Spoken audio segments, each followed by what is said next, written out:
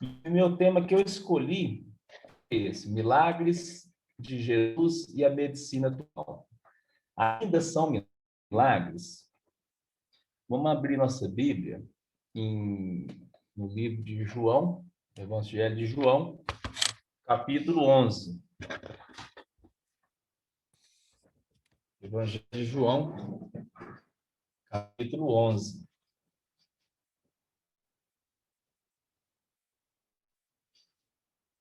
Antes eu vou orar. Senhor Deus e Pai, muito obrigado por essa noite.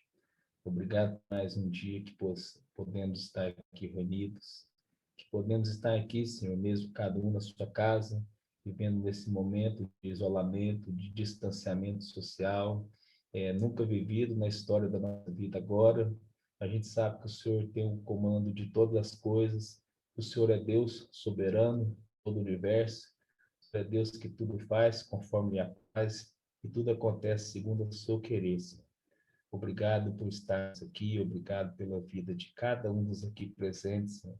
Abençoe a vida de cada um, que o seu Santo Espírito possa confortando das suas lutas, dos seus sofrimentos, que possa estar livrando eles dos dardos malignos, das coisas ruins desse mundo e dando o prazer que há nessa vida, que é se deleitar no Senhor.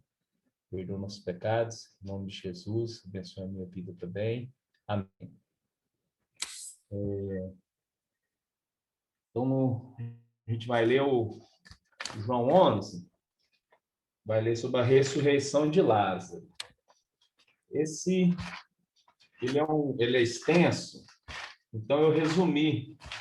Eu vou pular alguns versículos, mas a gente vai até o final.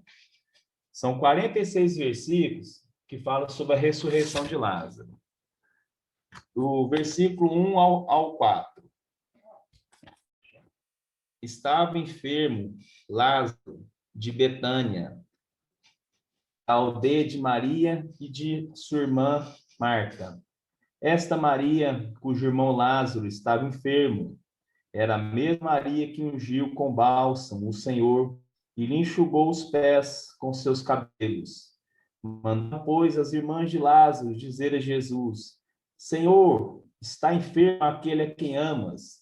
Ao receber a notícia, disse Jesus: Esta enfermidade não é para a morte, mas sim para a glória de Deus, a fim de que o Filho de Deus seja por ela glorificado. Verso 14. Então Jesus lhes disse claramente: Lázaro morreu. 17. Chegando Jesus, encontrou Lázaro, já sepultado havia 4 dias. 23. Declarou Jesus: Teu irmão há de ressurgir. Eu sei, replicou Marta, que ele há de ressurgir na ressurreição no último dia. Disse-lhe Jesus: Eu sou a ressurreição e a vida. Quem crê em mim, ainda que morra, viverá. 39. Então ordenou Jesus: Tirai a pedra. Disse-lhe Marta, irmã do morto: Senhor, já cheira mal, porque já é de 4 dias. Respondeu-lhe Jesus: Não te disse eu que, se creres, verás a glória de Deus? 43. E tendo dito isso, clamou em alta voz: Lázaro, vem para fora. Saiu aquele que estivera morto, tendo os pés e as mãos ligados com ataduras e o rosto envolto num lenço. Então lhes ordenou Jesus: Desatai-o e deixai-o ir. Muitos, pois, dentre os judeus que vindo visitar Maria, vendo o que fizeram Jesus, creram nele. Outros, porém, foram ter com os fariseus e lhes contaram dos feitos que Jesus realizara. Esse milagre narrado no Evangelho de João, ele foi um dos últimos milagres públicos de Jesus. Aqui no final já estava na última semana de vida de Jesus. E ele, sabendo que ia morrer, ele faz um milagre. Eu quis mostrar esse, porque esse é um tipo de milagre que não tem igual. A ressurreição do morto é algo que não existe narrativa nenhuma em todo o universo, em todas as religiões, em todas que você estudar. Você não vai ouvir falar sobre o morto que ressuscitou. E é também esse o pilar da nossa fé. Porque o que diferencia todas as outras religiões, nossa religião, é que o nosso mentor, quem deu os nossos ensinamentos, ele não está morto. Ele veio e morreu e ressuscitou. E essa ressurreição, que foi clara, foi muito bem evidenciada, ela foi uma ressurreição que é uma coisa única, que só o cristianismo existe. Nenhuma outra religião. Você pode procurar todas as outras religiões, você vai achar o túmulo do Buda, você vai achar o túmulo de Maomé, você vai achar o túmulo de todos os outros, esses grandes pessoas que conseguiram arrastar multidões com ela, mas não tem o túmulo de Jesus. Nós temos relatos, nós temos a Bíblia e a gente tem o Espírito Santo que nos ajuda, que nos capacita a crer. Porque independente dos milagres que a gente pode enumerar, dos milagres de cura, dos milagres de transformação, dos milagres de possessão, o maior milagre que acontece na vida do cristão é quando ele crê, quando ele acredita, e quando as palavras da Bíblia passam a fazer sentido na vida dele. Quando Mateus pôs esse, eu nem sabia que ele ia pôr, esse vamos adorar a Deus, eu lembrei de uma senhora, quando eu tinha 7 anos de idade, ela era uma crente fervorosa, e eu era amigo do filho dela, eu ia lá na casa dela, e eu indo lá, sempre que ela podia, ela falava, ó Pedro, você vem cá, vamos fazer um cultinho, vamos fazer um cultinho. E eu ficava lá no cultinho, a mesinha estava lá, ela punha, ficava cada um no seu cantinho. Eu lembro que participava ela, como a dirigente do culto, e cantava alguns hinos, fazia oração. Eu não entendia muito bem o que eu estava fazendo lá, porque sou filho de pais católicos, mas aqueles católicos que só vai em missa, batismo, em missa de sétimo dia e de vez em quando um evento especial. Mas ela cantava esse hino, esse cântico.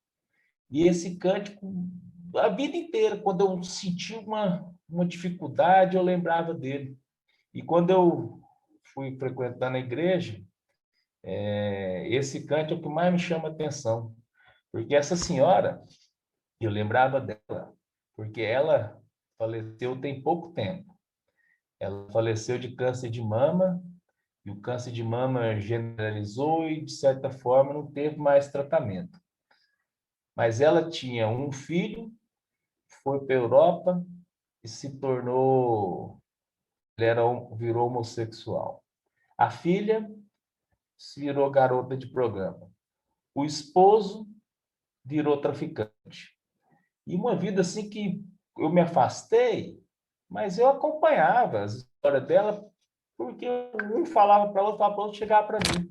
Mas eu sei que ela, mesmo assim, com todas essas coisas acontecendo, porque uma coisa é acontecer com a gente, outra coisa é com o filho, com a mãe, com o marido, e ela mantinha fiel na sua fé.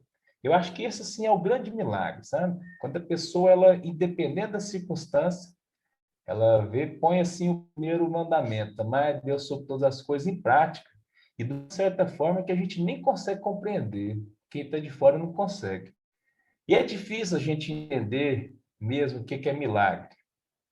Milagre ele é descrito se você pegar qualquer lugar que está escrito definição, Você vai ver um fato extraordinário, inexplicável por meios naturais. E se você for ver, existem várias outras definições. Mas aí eu pensei assim, mas será que essa definição ela é única? Aí eu fiz uma pesquisa. Eu mandei aí, acho que todo mundo aqui, ou a maioria, recebeu a perguntinha no Zap durante a semana, e eu não respondi, não falei obrigado por ler, porque quando eu mandei para 53 pessoas, eu invadi 53 Zap. Mas, assim, ninguém reclamou. Então, eu não agradeci ainda um por um por ter respondido. Mas os que estão aqui, muito obrigado por ter respondido. E eu fiz aqui, então, dos 53, eu perguntei. A pergunta era assim: você já viu, presenciou algum milagre? Qual? E eu vou deixar aqui, eu queria que o pastor, no final, ele respondesse essa pergunta. Ele respondesse para a gente se ele já viu, presenciou algum milagre. E se sim, se ele puder falar, qual? Então, olha só.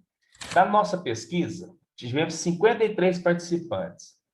57% falou que sim, que já viu algum milagre.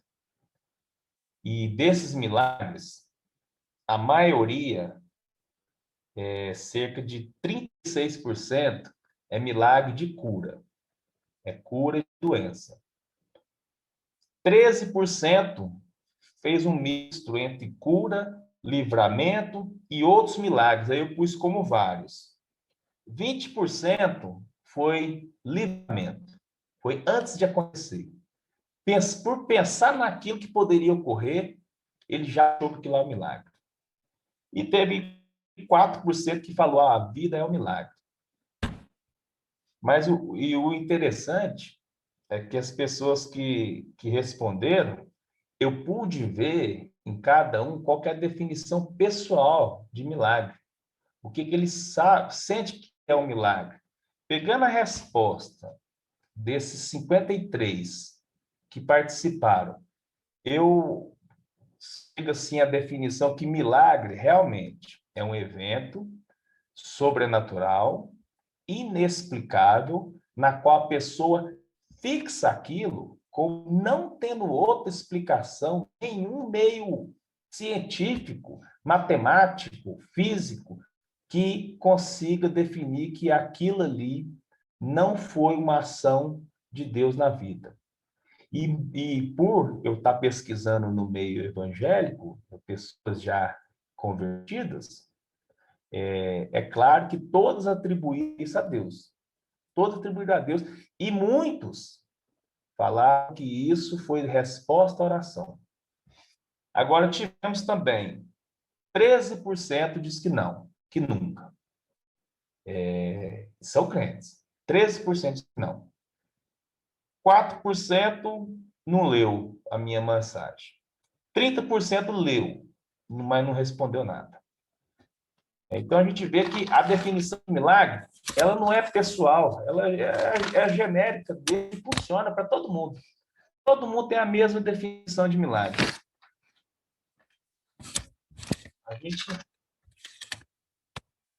Quando a gente lê o nosso texto, a gente vê Lázaro, a gente pensa assim, bom, o meu tema foi milagres de Jesus e medicina atual. Ainda são milagres? A gente tem aqui um milagre de Jesus. Um milagre que foi bem descrito, bem narrado, na última semana de vida dele. Aí eu te pergunto, lá no começo fala, se você pegar o verso número 1, está escrito, estava enfermo Lázaro, de Betânia. Então, Lázaro estava vivo. Mas se você ver o verso 39, você já tem. Então ordenou Jesus, tirai a pedra.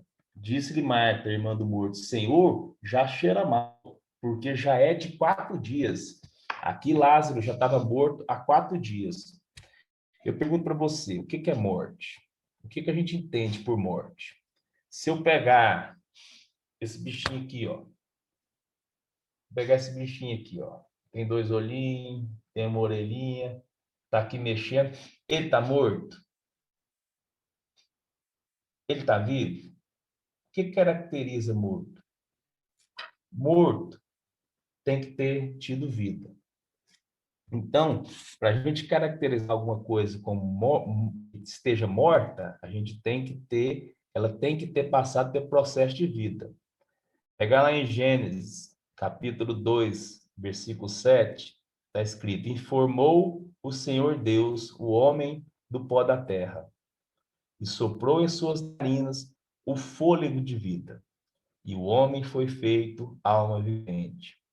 O que faz uma pessoa estar viva é o fôlego de vida.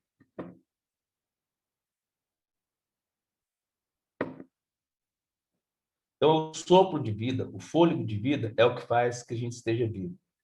A morte é uma situação irreversível que você pode assistir o filme do Frankenstein, a medicina pode avançar, só que acontece coisas irreversíveis a nível bioquímico, a nível celular, que eu não digo que ainda não consegue reverter, eu digo que será sempre, para sempre, irreversível.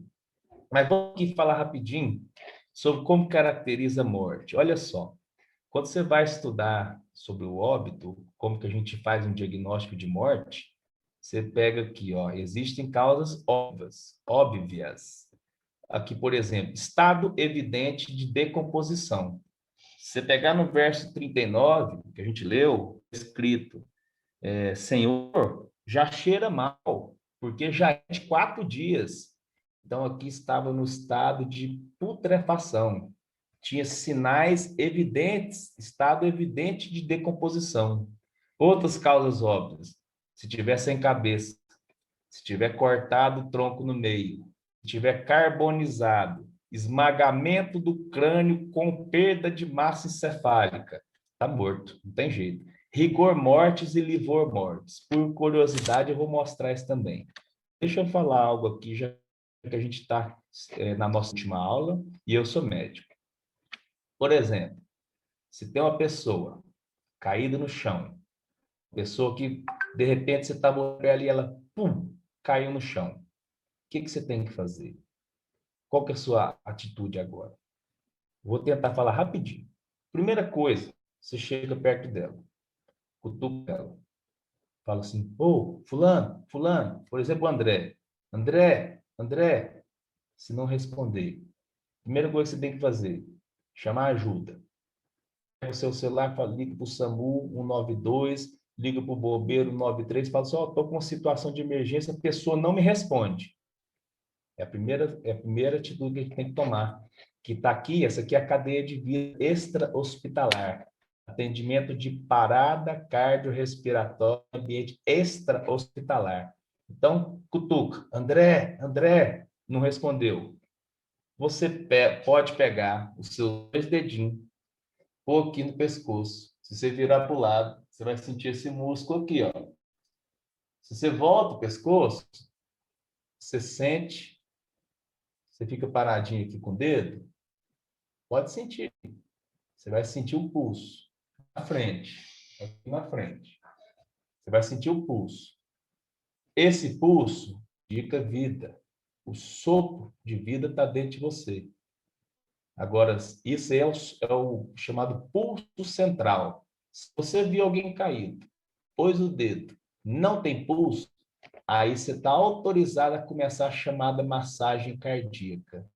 Uma outra época, uma outra aulinha, a gente pode até explicar para os jovens que isso aqui é um tema muito interessante. E aí, a partir do momento que você começa a massagem cardíaca, você tem filme de Hollywood.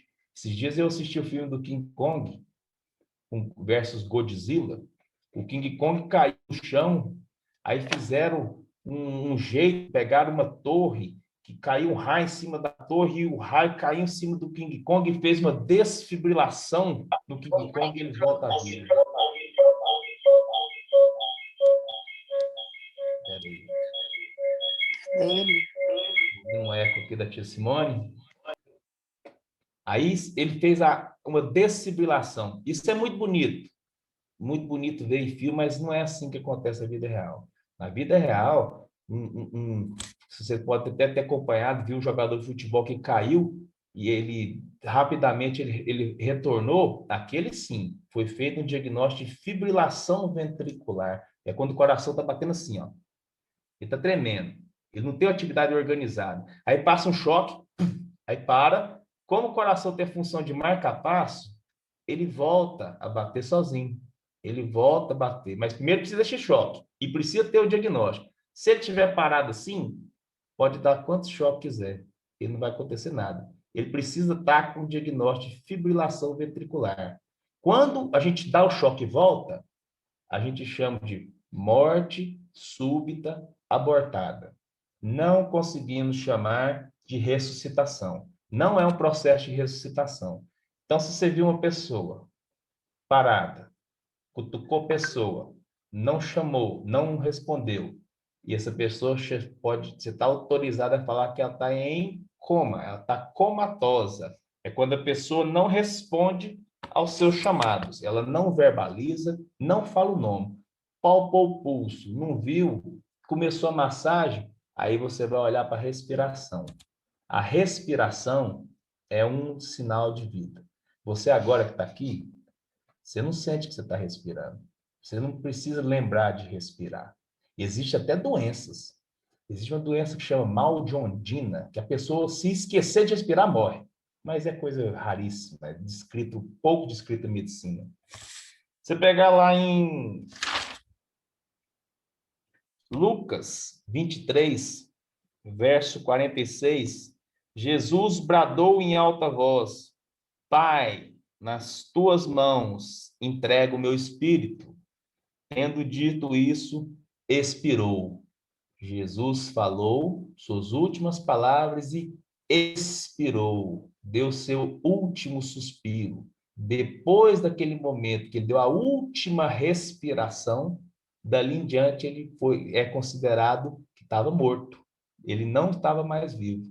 Se você pegar agora, se você falar assim, ah, não, eu não quero mais viver, vou encher o peito de ar e não vou respirar mais. Você pode puxar assim, ó, e segura, segura, segura. Você pode tentar, sua pressão de gás carbônico vai subindo no seu sangue, vai subindo no seu sangue e não tem como. Chega numa uma hora que você vai puxar o ar de volta, porque é impossível a gente voluntariamente parar de respirar. Por isso é um sinal de vida. E também quando uma pessoa, por exemplo, ela mergulha ou ela afoga, invariavelmente vai ter água nos seus pulmões. Não tem como não ter, porque isso é um processo que indica vida, indica que tem um fôlego de vida dentro de você. Se pegar lá no Salmo 17, versículo 8, muito bonito. Protege-me como a menina dos teus olhos. Esconde-me à sombra de tuas asas. Protege como a menina dos teus olhos. Do latim, menininha, pupila. A pupila é a menina dos olhos. É a parte do olho que tem esse orifício. Esse orifício, que se você pegar você pegar aqui uma lanterna, pega a lanterna do seu celular e chegar e olhar bem de perto, você vai ver esse fenômeno aqui assim, ó. Vai acontecer essa pupila, a menina dos olhos do salmista, que o salmista quer que protege ele como a menina dos olhos tão preciosa, é um sinal de vida. Um cadáver, Lázaro, não tinha isso. Não fazia esse movimento. Quando você vê um médico que chega e abre o olho e vê de um lado e vê do outro com a lanterninha, ele está querendo ver esse tipo de movimento, porque isso aqui é involuntário também. Você está no escuro, o olho faz assim, a menina dos olhos faz assim, que chama midríase. Está no claro, na hora ele diminui. Se não tivesse movimento, você não está vivo. Então, eu garanto que todos aqui vão ter. Outro reflexo que tem, por exemplo, se encostar o dedo no olho, invariavelmente você vai piscar. Não tem jeito de não piscar. Ó, Lázaro, essa ressurreição de Lázaro é um evento tão marcante que a própria medicina tem um sinal que chama sinal de Lázaro. Eu peguei da internet aqui o sinal de Lázaro para vocês. Esse paciente está com morte encefálica. Ele não tem movimentos voluntários. Ele já tem o diagnóstico, as pupilas dele estão paradas, fixa, ele não consegue respirar sozinho, ele necessita aqui de um tubo para respiração, só que a hora que ele é estimulado, ele mexe, levanta as mãos e baixa as mãos, é descrito até igual às múmias egípcias. Esse movimento aqui é chamado sinal de Lázaro. Esse paciente não está mais vivo, ele nunca mais vai voltar à vida, mas ele tem esse movimento. Isso é uma curiosidade. Falando em milagres, a gente também tem vários na internet. Se você pegar na internet e for passando, tem tantos milagres que você até assusta. Eu vi um gordinho na internet, um gordinho careca, e o gordinho pastor. Aí ele começa a falar e tal, e vai adivinhar CPF. E ó, o CPF daquele ali é tal, e tem outro não sei o quê. Aí eu falei assim, vou adivinhar CPF tá fácil, quer ver meu endurecer e nascer cabelo. Esse daí não consegue, não. Mas olha só, para você ver, tem outros narrados na internet. Olha que bonito, parece Hollywood. A menina tá lá, na cadeira, e todo, ó, a sequência. Um ajoelha, pega nela, tá na cadeira de roda. E fazendo ali um som, uma oração, uma música lá. Ela põe o pé no chão, soltou, levantou. Comemoração. Começa a andar devagarzinho, bem devagar. Aumentou a velocidade. Ali atrás está a escada. Subiu correndo a escada, correndo a escada. Virou para o lado. E aí vai. Essa daqui sobreviveu mais que Lázaro. Você vê que a gente tem narrado vários, mas a gente tem que ter o bom senso. Não dá para realmente nem ser cético demais e nem acreditar demais em tudo que vê. E a gente vê também que onde falta informação, sobra milagre. E é muito mais comum encontrar milagre em pessoas que têm pouca informação, que estudam pouca palavra. E, por exemplo, um presbiteriano para falar que viu milagre, eu até assustei que vi tantos milagres aqui das pessoas. Mas é porque elas consideram como milagre coisas assim, pessoais, eventos únicos na história. Se você pegar lá em Gênesis 2, versículo 9, está escrito assim: E o Senhor Deus fez brotar na terra toda árvore agradável à vista e boa para a comida, e a árvore da vida no meio do jardim, e a árvore do conhecimento do bem e do mal. No início da criação, quando nós fomos formados, quando foi formado Adão, quando foi formado Eva, os nossos pais, nós fomos criados para ser eternos. Nós temos eternidade gravada no coração. Ninguém gosta de morrer. Nenhuma morte é festejada. Se você pegar o menor versículo da Bíblia, e agora vai valendo aqui uma barrinha de chocolate que eu levo amanhã. 2 perguntas. Primeira, qual que é o menor versículo da Bíblia? Quem sabe, depois fala que acertou, porque tem a segunda pergunta. O menor versículo da Bíblia está aí no nosso capítulo de João, a gente não leu. É João 35. Jesus chorou. Jesus chorou. Deus, que veio ao mundo, chorou. Ele aqui mostrou sua divindade, ressuscitando morto, e aqui ele mostra sua humanidade, chorando. Porque chorar é humanidade, é ser humano. O cachorrinho não chora com lágrimas. Ele grita tudo, mas não chora assim, parte da emoção assim, chora de dor. Então, no princípio da criação, a gente foi criado para ser eterno. E essa essência, essa vontade de viver, essa vontade da gente lutar contra a morte, é o que faz os médicos serem os médicos e fazer com que estudos sejam feitos, fazer com que eles desenvolvam, sempre tá evoluindo a medicina de forma que a gente sempre consiga manter de toda forma a vida. Quando eu formei, quando o paciente chegava grave, olha, para ele se morresse comigo, eu ficava assim, eu chorava, porque eu não deixava morrer de jeito nenhum, eu mantinha ele vivo, mas independente das circunstâncias. E na maioria das vezes você consegue ali manter um certo tempo, mas uma hora não dá mais. Mas eu trouxe esse slide para mostrar que, por exemplo, essa vontade, essa essência de viver, essa vontade esse anseio pelo eterno, se você for lá em Eclesiastes, capítulo 3, verso 11, está escrito assim: ele fez tudo apropriado a seu tempo. Também pôs no coração do homem o anseio pela eternidade. Mesmo assim, este não consegue compreender inteiramente o que Deus faz. Pôs no coração do homem o anseio pela eternidade.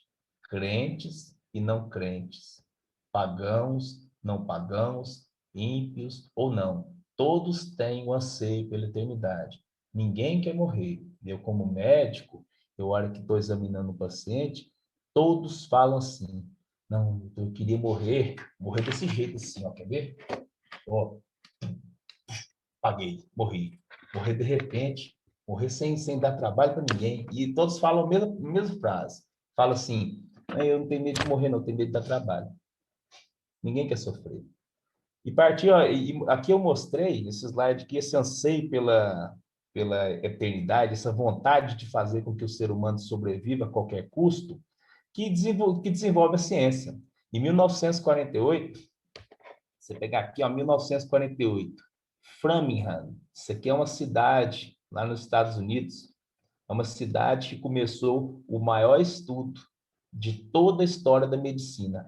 Até hoje ele existe. Agora ele está nos netos dos que começaram a primeira vez. E foi ele que descobriu que dieta, exercício, atividade física, colesterol, pressão, diabetes e vários tratamentos existiam, que até então a gente não sabia que fazer exercício era bom, que ter uma alimentação boa era bom. A gente não tinha provado isso, mas a partir dele que viu.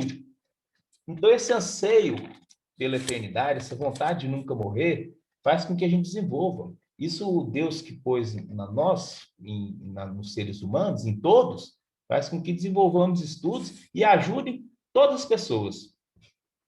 Vou lá em João 11, 39, no nosso texto. Então ordenou Jesus: tirar a pedra. Disse-lhe Marta, irmã do morto: Senhor, já cheira mal, porque já é de 4 dias. E aqui eu vou para a segunda pergunta. Segunda pergunta: quem acertou? O Jesus chorou? Eu vou falar assim: se eu olhar para essa pessoa aqui, já que a gente já estudou, já viu uma coisinha, aqui está a luz, o reflexo da luz, a pupila dele está parada. Não tem reflexo. Você põe o dedo no olho dele, ele não pisca. Então ele está morto. Que a gente já aprendeu que isso é sinal de morte. Agora, a segunda pergunta, fácil. Quantas horas faz que ele está morto? Pensa aí na cabeça. Fala um número aí. Quem passar mais perto vai ganhar. Esse sinal, quando a gente morre, a partir do momento que morre, o olho dá o diagnóstico de quanto tempo você está morto. Se você abrir o olho da pessoa, depois de morto, e tiver esse traço assim, isso acontece antes do globo ocular afundar na cavidade, porque ele perde o líquido que tem dentro dele e afunda. Antes de afundar, faz esse sinal aqui. Isso aqui tem 2 horas de óbito. Faz 2 horas que morreu essa pessoa aqui. Outra coisa que tem, por exemplo, depois que morre, ele fica assim, ó, parado. O cadáver fica parado. Você chega e está tudo duro. Se você chegar e tiver todo duro assim, ó, em posições não naturais, isso indica que tem 4 horas que morreu. E no máximo 24 horas. Isso é o acúmulo de ácido lático, faz com que ele fica todo parado. E o interessante é que se você mexer, ele desfaz e não volta. E o cadáver faz isso. Agora, esse é o Lázaro. Essa fotinha é o Lázaro. Com 4 dias depois de morto, tanatologia, que é o estudo da morte e do morrer, já identificou que com 4 dias de vida está no estado avançado de decomposição. E eu não sei se a Marta era estudiosa da tanatologia, mas ela está certa.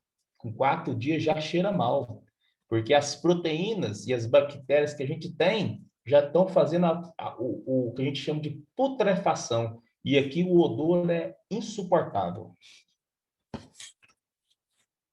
Então, Lázaro está aí. Esse daí, desse jeito, foi feito. Parece lá o que está narrado lá em Ezequiel 37. Se você for ler, está lá o Vale dos Ossos, que Deus fala que vai pôr tendões, vai pôr carne. Então, imagina isso, desse jeito, desse estado avançado de decomposição. Aí você lê no verso 43. E tendo disso isso, clamou em alta voz: Lázaro, vem para fora. Saiu aquele que estivera morto, tendo os pés e as mãos ligados com atadura e o rosto envolto no lenço. Então lhes ordenou Jesus: desatai-o, deixai-o ir. Deixa aí, ele passou e foi embora.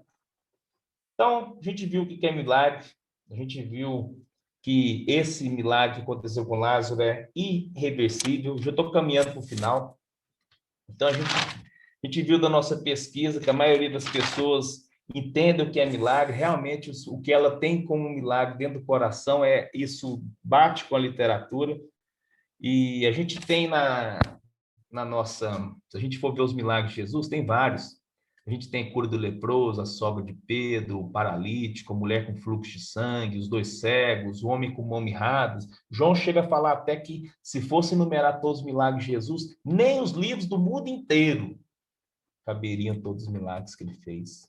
Então, a gente tem vários, cegos, surdo, 10 leprosos, mas o que eu trouxe foi o do Lázaro, porque esse realmente a gente não consegue rever. O milagre de ressurreição de mortos, esse é impossível. Talvez lá nas múmias, as mumificações, era esperando essa tecnologia chegar, mas não chegou ainda não. Múmia não andou ainda não, a não ser nos filmes de Hollywood, se ser o Walking Dead ou alguma coisa parecida. Bom, mas você pegar, por exemplo, a hanseníase, que era considerado milagre na época de Jesus, e hoje em dia a gente tem que o Brasil é o segundo país que tem mais hanseníase do mundo. Segundo país com o maior caso de hanseníase do mundo.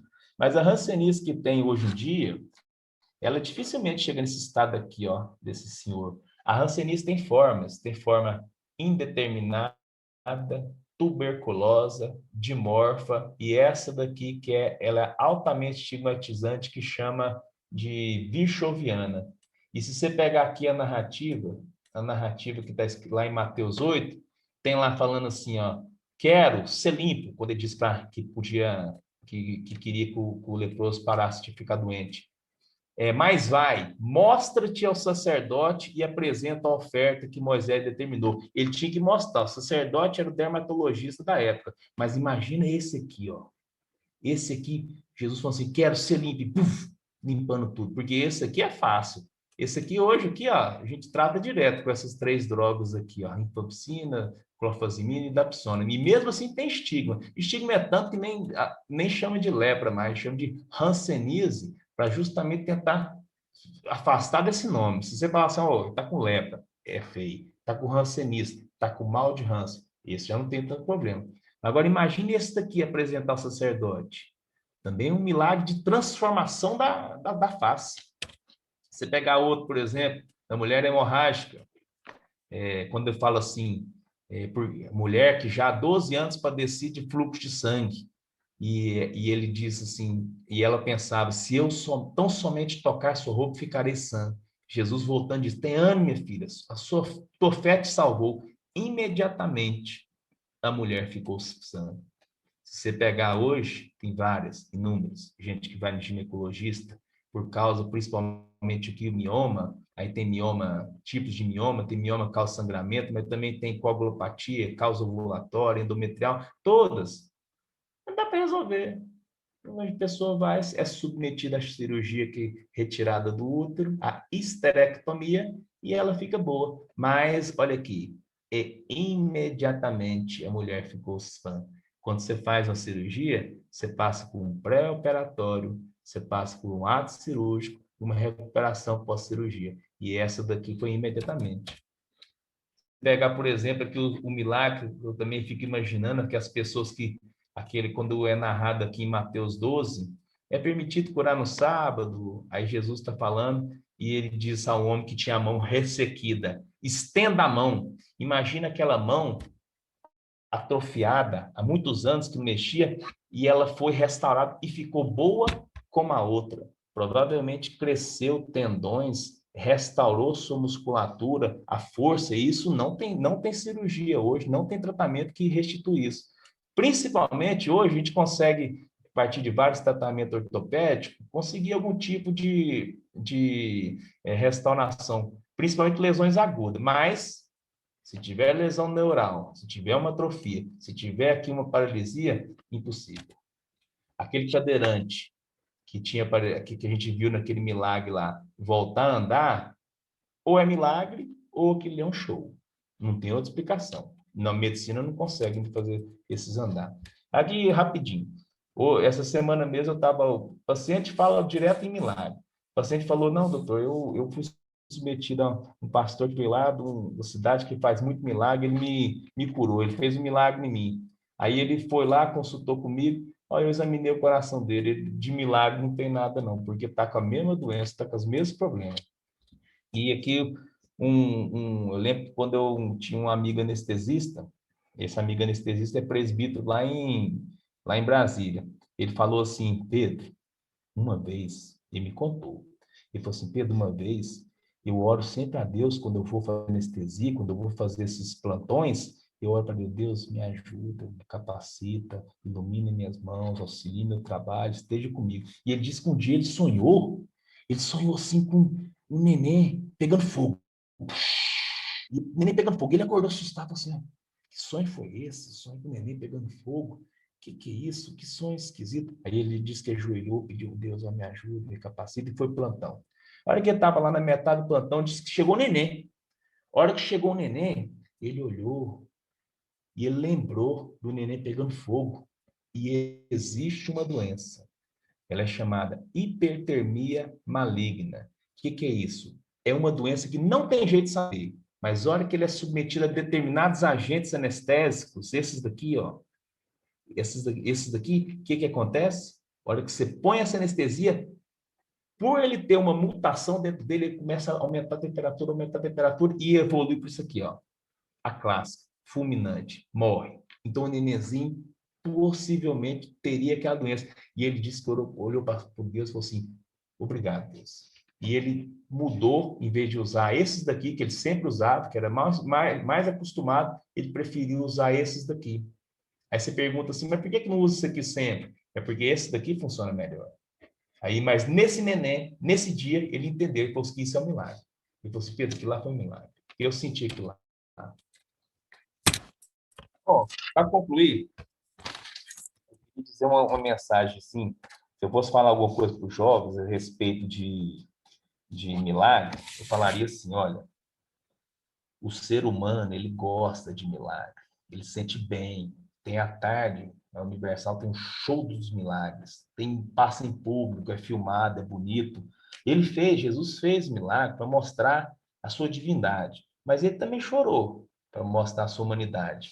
E ele disse para a gente ir para ele, todo mundo que estiver cansado, todo mundo que estiver sobrecarregado, que ele vai dar descanso. O milagre ele pode fazer na hora que ele quiser, mas ele promete descanso, promete estar conosco todos os dias da nossa vida.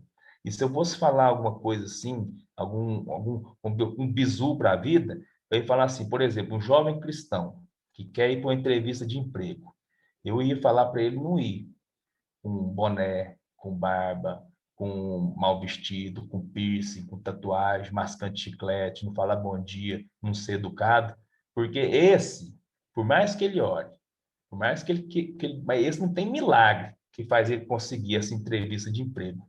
Eu tinha um professor, mais antigo aqui vai lembrar, acho que do André para frente lembra. Mateus acho que não lembra mais não. Aquele que falava assim, meu nome é Enéas. Foi meu professor de cardiologia e ele falava assim, não, Pedro, gênio assim, Beethoven, Isaac Newton, Galileu, Thomas Edison. Isso é um a cada 100 anos, e um no mundo inteiro. A gente, mortal, tem que estudar todo dia. A gente é fruto do que faz todos os dias. Isso ele falando, sem nem ser crente, sem não ser nada. Mas você vê que ele está falando que a gente tem que devagarzinho fazer nossas coisas, fazer certo, pôr Deus em primeiro lugar, fazer igual fala a primeira pergunta do catecismo, é glorificar a Deus, mas lembrar da segunda pergunta também, que ninguém lembra. A segunda pergunta é qual a regra que é usada para glorificar a Deus, que é a Bíblia. Então a gente está sempre com a Bíblia, se for com a Bíblia na frente e falar assim, está certo, mediante Deus, aí eu tenho certeza que você vai ser bem sucedido, mediante Deus e mediante os homens. Então a gente tem orar, confiar em Deus, acreditar no poder da oração, acreditar que existem vários livramentos que a gente não consegue caracterizar como milagre. Mas, se Deus quiser, um milagre é feito. Agora a hora é com Ele. Senhor Deus e Pai, muito obrigado por essa noite. Obrigado porque a gente sabe que o Senhor é o Deus dos milagres, é o Deus que tudo pode, é o soberano sobre toda a terra, é que fez o que era necessário e nos deu exemplos de forma que provar indubitavelmente que o Senhor é o Deus, é o Todo-Poderoso. Obrigado que o Senhor enviou o seu Filho, obrigado que o Senhor opera na vida do crente, faz um milagre, faz com que ele possa acreditar no Senhor, faz com que ele possa, através do seu Santo Espírito, ter livramentos, ter curas, fazer depoimentos e transformar inteiramente sua vida e livrar de muitos caminhos, muito sofrimento que o não crente passa, Senhor. Abençoe todos aqui presentes, Senhor. Em nome de Jesus, amém.